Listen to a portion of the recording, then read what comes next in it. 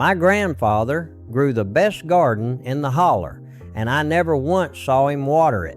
Not with a hose, not with a bucket, not even in the driest, dustiest part of August when everybody else's tomatoes were curling up and dying. His stayed green. His stayed heavy with fruit. And he did it on a steep, rocky mountain patch with no hose, no well pump handy, and no rain for weeks. While the neighbors hauled water till their arms ached, my grandfather sat on his porch in the shade and let his garden take care of itself. For the longest time I thought it was just luck, or that he had some magic touch. It was neither. It was a secret.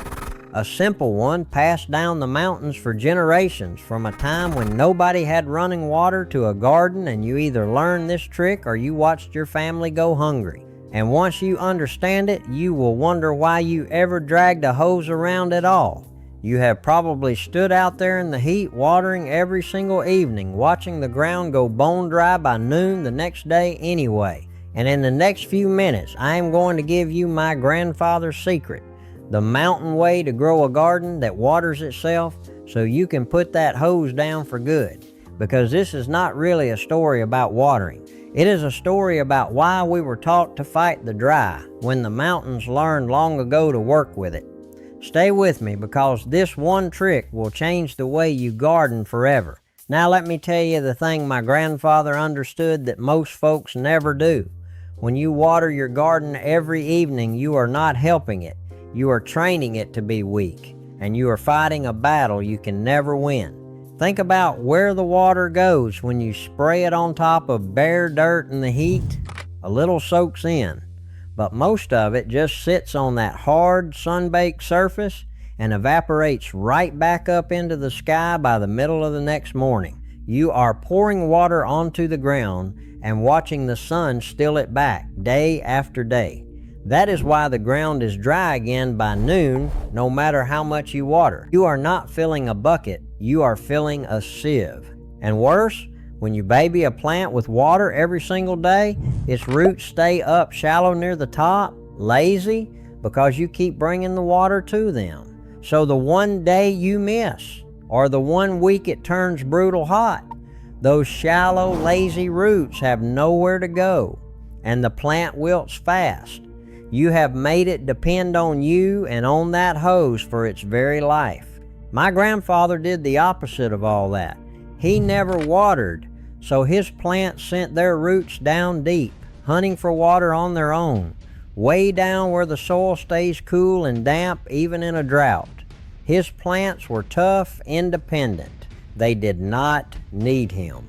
And that is the whole mountain idea in a nutshell. You do not baby the garden, you build it so it can take care of itself. So how did he do it? It comes down to three things, and the first one is the big secret. The first and most important is the covering. The mulch.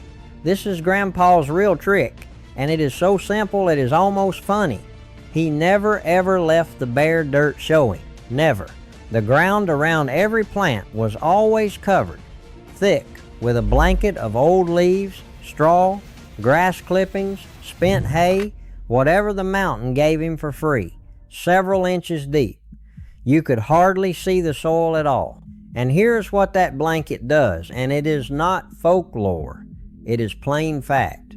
That covering shades the ground and keeps the hot sun from ever touching the soil. And a covered soil does not dry out. Bare dirt in the sun bakes and cracks and loses its water fast. But put down a few inches of mulch and you cut the water lost to the air by nearly half. Nearly half. All that evening watering the neighbors were doing, the mulch simply made unnecessary because the water that was already in the ground stopped escaping. Think about the forest floor again. It is always covered in fallen leaves.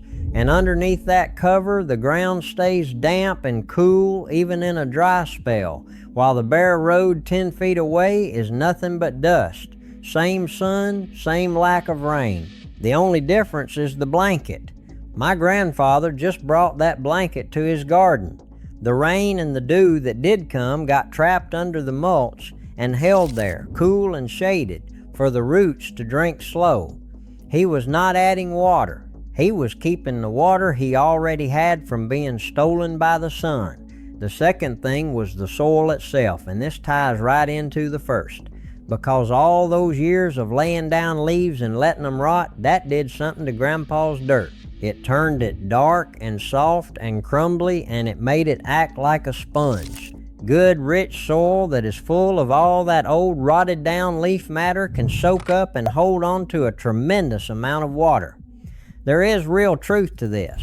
The richer you make your soil with rotted leaves and compost, the more water every bit of it can hold, so that after a single rain, your ground stays a reservoir for days and days instead of drying out overnight. Poor, dead, sandy dirt lets the water run right through and away. But Grandpa's living, spongy soil caught that rain and held it like a wet sponge holds water, way down deep where the roots were waiting. So between the two, the sponge below holding the water in and the blanket above keeping the sun from stealing it, his garden had a hidden supply that lasted through the longest dry spells. And the third thing was simply working with the land instead of against it.